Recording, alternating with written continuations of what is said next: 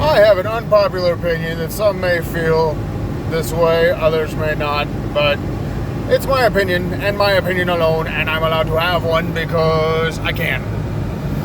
The opinion is simple. What classifies somebody as the greatest of all time? Is it points, baskets, buckets, touchdowns, field goals, percentage, shooting accuracy, assists, goals, whatever sport you're looking at, strikeouts, hits, home runs? What makes somebody the greatest of all time? Because you could have the greatest player who has the best accolades that has won 2 championships, or you could have a guy who put up solid numbers and has 11. Yes, the debate seems to always be raging, and it comes into championship rings, and it's always Michael Jordan versus LeBron James. One has 5, the other one has 6. And who is the most dominant out of them? Well, it's Bill Russell. If you're basing it solely on those facts, it is Bill Russell, who has 11. 11! He doesn't even have enough fingers to put all of them on. Yes, it was early in the sport, but he has 11 in 13 years. That means 2 seasons, he didn't win a championship. Name any other player that has that kind of dominance. But if you're going on points and like just pure dominance of the game, you got to look into the fact of, yes, Michael Jordan was dominant because no one could figure out how the hell to stop him. I watched him. I love watching him. Kobe Bryant was the same way. He would get on fire. AI, LeBron James, yes, all those guys can be dominant. Steph Curry, insanely dominant. Shaq. I mean, the list goes on of how dominant. But there's also a dominant player that nobody brings up into that conversation, and that is Wilt the Stilt Chamberlain. Dude scored 100 points in a game. 100 points.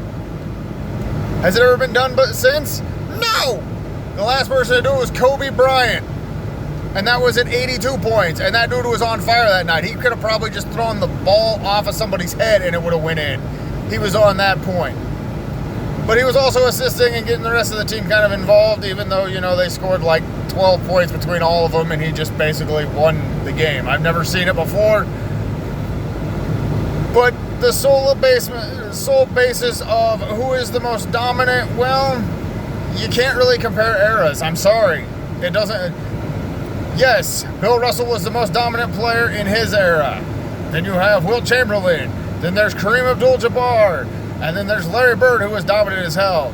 And then there's Isaiah Thomas and Michael Jordan and Dennis Rodman and Scottie Pippen and Hakeem Olajuwon. And, the list just goes on. Every generation has that one person that is the greatest of that generation. Right now, we're on the LeBron James. The next one, it's still to be seen because, some of these guys have only played 2 or 3 years. Yes, they're dominant, but how dominant? If you're dominant within like 4 feet of the bucket, yeah, you can dunk the ball. Good job. Can you shoot? No, not really. But there are a bunch of people that are starting to break out into that could be the possible greatest of the next generation.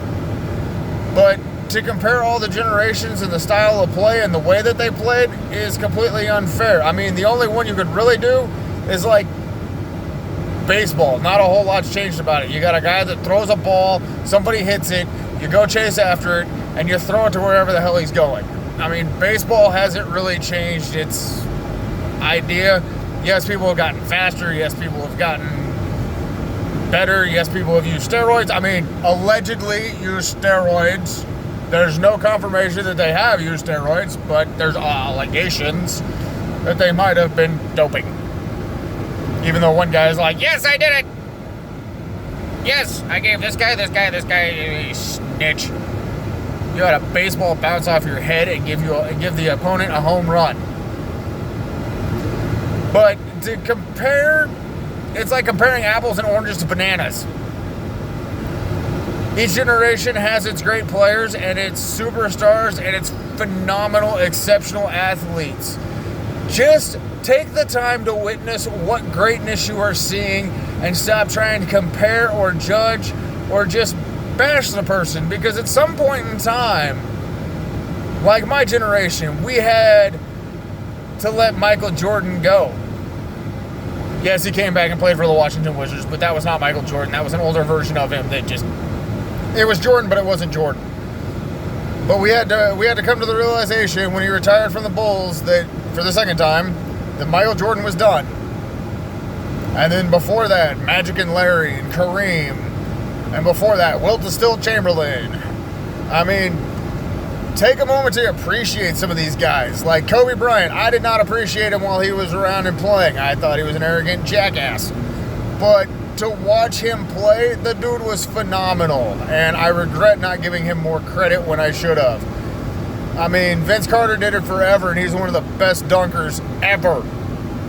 But LeBron James and Tom Brady, you may not like them, but damn, you got to respect what they're doing because they are phenomenal exceptions of what people are capable of. I mean, Tom Brady has pretty much won more Super Bowl rings than some teams have won their entire franchise. LeBron James, 10 straight finals appearances? Yeah, he won 5, but... Or, no, he won 4 of the 10. I forgot he had that season that he got injured and they didn't make it, which stopped his streak. But still, they're phenomenally impressive athletes, so give them the benefit and stop comparing apples to bananas to watermelons to leprechauns. It doesn't fucking work. So, until the next unpopular opinion, thanks for watching.